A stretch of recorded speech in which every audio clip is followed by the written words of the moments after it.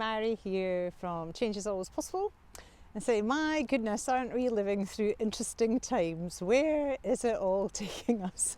Anyway, I seem to have developed a sense of humour about it all now, helped by watching a very funny song that somebody had done. It got banned on YouTube, of course, but it was hilarious about the whole COVID carry on, and it cheered me up no end. Anyway, I'm making this video because I had this earlier on. I had the first person ask me if I'd had my jab yet, with some kind of like eager anticipation and excitement about it, and I said no. And they said, "Oh, will you be getting it soon?" And I said, "I won't be getting it at all. I'm not planning to take it." And they looked a bit surprised, and I said, "Well, you know, I'm not in a high risk group and I'm healthy." And they went, "Oh yeah."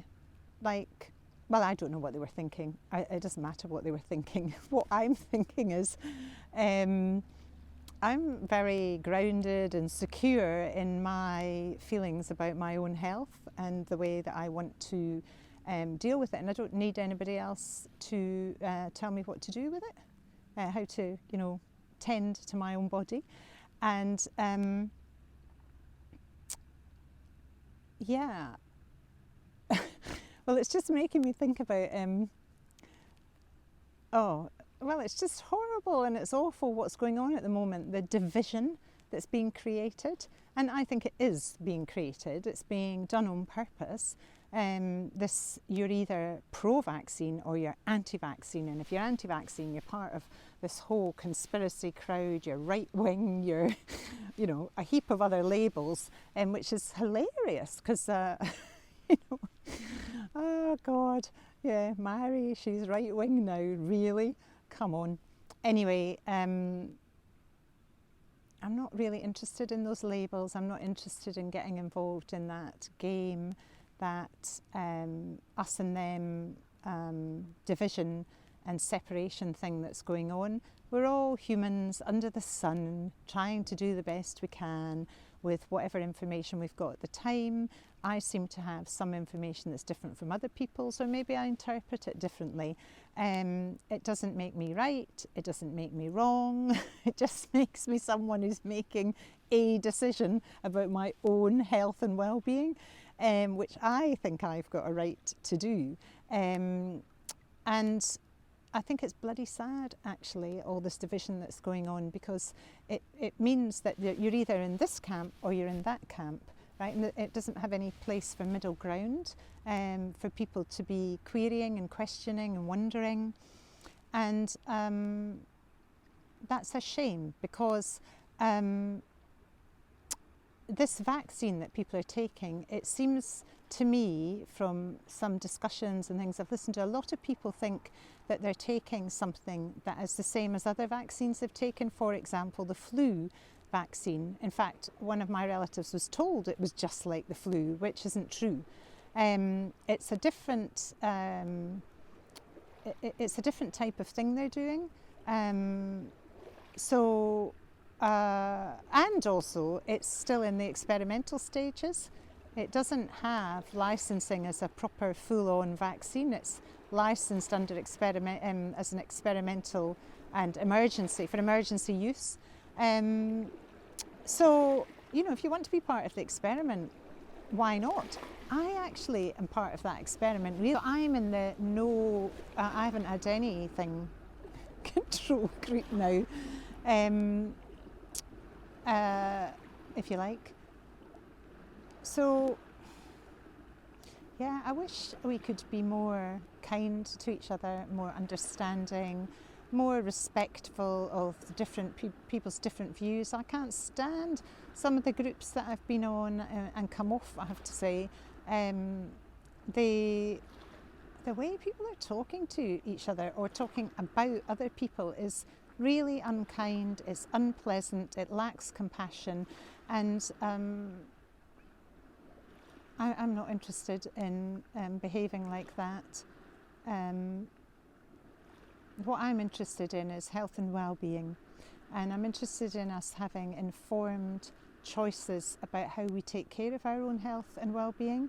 And right now, I do feel that the health landscape or medicine landscape in the UK is, well, across the world actually, is largely dominated by one model, and that is the model that is supported by or encouraged or fed by the pharmaceutical companies. It's a kind of techno fix, quick fix, or we hope that it's a quick fix, or else it's a long dependency way of looking at our health, or rather our illness. And you know, that's not the way that I look at health. Because of my own experiences of recovering from chronic illness and mental illness and digestive stuff and all the rest of it, it's made me really curious about what is health, how do we maintain or how do we gain health and well-being of mind. And my experiences and my understanding and my training has led me to explore ways that are different from the dominant medical model. And my hope and my dream for the future is that, you know, the sort of things that I explore and I'm trained in will be more, will integrate with the best of our modern medicine. And then, you know, people could have choice, a better choice about things. And at the moment, people are not really getting a choice about their health, because I still haven't heard anything coming out from the government about how people could help themselves to be more healthy, to have stronger immune systems, to be more resilient in the face of illnesses and diseases like coronaviruses. You know, this is unlikely to be the last pandemic we face. You know, and are we seriously going to do what we've done in the last year next time and devastate so many lives and cause such great harm? I hope not. I hope that by then we might have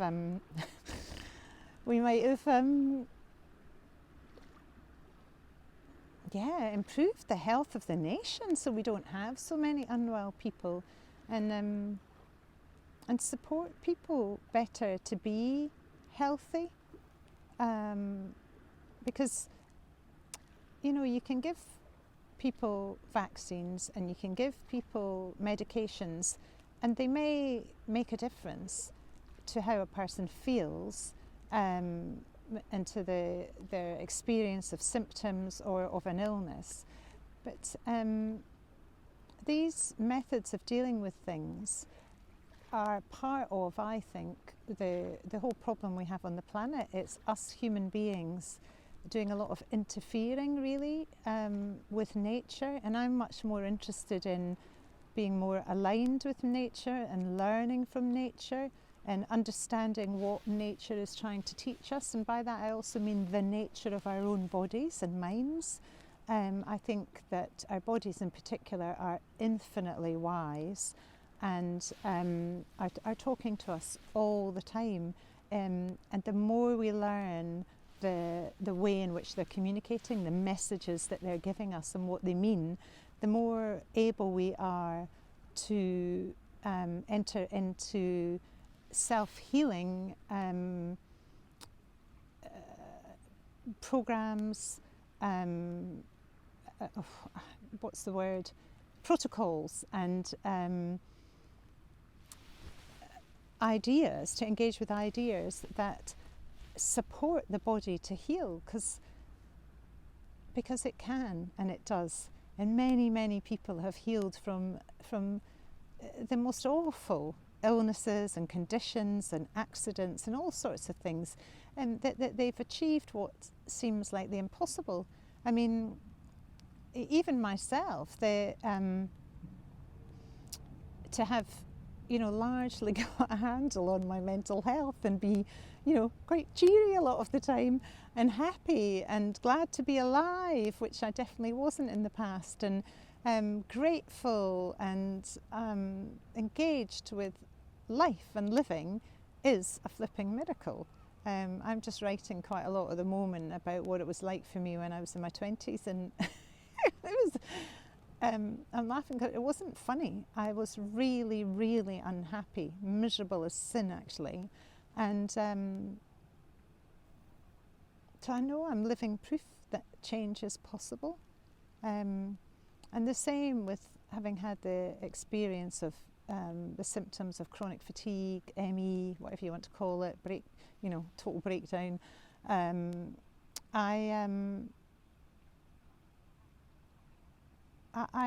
better.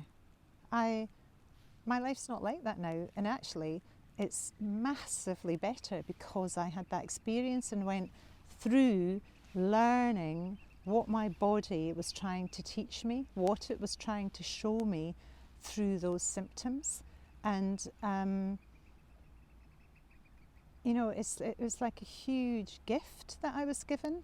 So anyway, I've gone off completely on a tangent now, but it's really to sort of say this is where I'm coming from with health, which is why I don't feel that I want to take a vaccine. I and generally speaking, I'm not going to take pharmaceuticals because I choose a different way. I try to keep my body as clean from toxins and chemicals as I can, and that is really hard in our modern societies. They're everywhere, but I do what I can, certainly in my own home and my own diet and the products that I use and use around my home, but and then I mitigate the best I can the rest of it. So I don't want to put anything in my body that I'm not entirely sure about what it is, how it's going to react, what might happen long term, but more importantly, that I don't think I need. So what am I trying to say? What is my point? My point is, let's stop all this division into anti-vax, pro-vax, and all the labels and insults and just terrible ways that people are talking to each other depending on what camp you're in, and start respecting people's choice to do what they want with their body, and just make sure that people are informed, that they actually know enough to make a decision that is right for them. Because if you don't have the full information, if you're just listening to what's spouted out from the media, I would say that you're not informed. Go on the NHS site, look up the patient information leaflets for the vaccines, look up the leaflets for people, medical staff who are giving out them, and that tells you lots and lots of stuff about it. And if you read through that and you think, yeah, that all sounds fine to me, get it. And if you're happy to be part of an experiment, some people are really, really glad to be able to contribute in that way. That's what they feel, that's what they believe.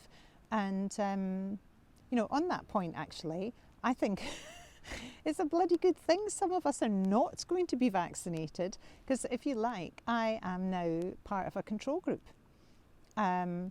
And interestingly, with the AstraZeneca vaccine, the people in the control group for that vaccine did not have an inert placebo. They had another vaccine. I find that curious. They've got all sorts of reasons why they did that, but they didn't have something that was inert. They had something that can also have side effects and cause adverse reactions. So I'm guessing that all the adverse reactions that were similar in both groups can be discounted because they happened in the placebo group. I don't know how that works. It just seems odd to me. I always thought that placebos were sort of sugar pills and saline solutions. No more, certainly not in the vaccine world. And I think with the Pfizer one, certainly in the stage 3 trials, they did use an inert placebo because Del Bigtree from the High Wire and the ICANN network or something, they actually put in some kind of petition and had that changed there. Yeah, I'm rabbiting now. I'm going to stop. Okay, well, good luck. Whatever your decision, I hope you stay well and healthy. I really do. We all deserve good health.